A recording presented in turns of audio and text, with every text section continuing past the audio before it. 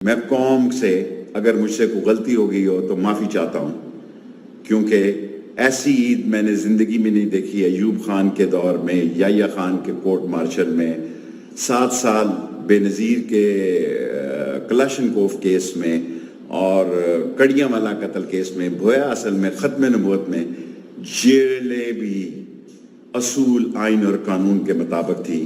اس ملک میں فسطائیت بنا دی گئی ہے، اس ملک میں چنگیزیت بنا دی گئی ہے، اس ملک میں غریب کا جینا مشکل ہو گیا ہے۔ میں اللہ سے مدد کا مانگتا ہوں، اللہ ایسے حاکموں سے نجات دلا جنہوں نے اس ملک کو اپنی ذات اور اپنے مفاد کے لیے بحران میں ڈال دیا ہے اور ساری قوم کو عذاب میں ڈال دیا ہے۔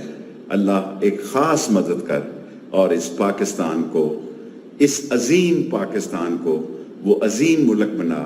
ساری قوم نے 9 مئی کی مذمت کی ہے، ساری قوم 9 مئی کی مذمت کرتی ہے، لیکن اس کے باوجود اس کو بعض لوگ سیاسی بیانیاں بنا رہے ہیں اور جیلیں بے گناہوں سے بھر رہے ہیں۔ اللہ تعالیٰ مدد کر، اللہ تعالیٰ خصوصی مدد فرما اس پاکستان کی، اور پاکستان کو اس بحران سے نجات دلا تاکہ یہ ملک ترقی کر سکے، پھل پھول سکے، اور غریب سانس لے سکے۔ غریب کے بچے ایک وقت کی روٹی سے محتاج ہیں۔ اللہ تعالیٰ ہماری مدد فرما اور ہمارے مسئلے آسان فرما۔ پاکستان زندہ باد۔ ایک پریس کانفرنس کی ضرورت ہے۔ میں دوستی اور دشمنی قبر کی دیوار تک نبھاؤں گا۔ میرا ٹویٹر جو ہے وہ سخت پریشر اور دباؤ میں ہے، کیونکہ پاکستان میں آپ نے کل مجھے پتہ لگا کہ اسلام آباد میں 7 FIR مجھ پر ہیں۔ 3 دفعہ میری گاڑیاں اٹھا کے لے گئے، 3 دفعہ عدالت نے حکم دیا، لیکن کوئی قانون کو ماننے کے لیے تیار ہی نہیں۔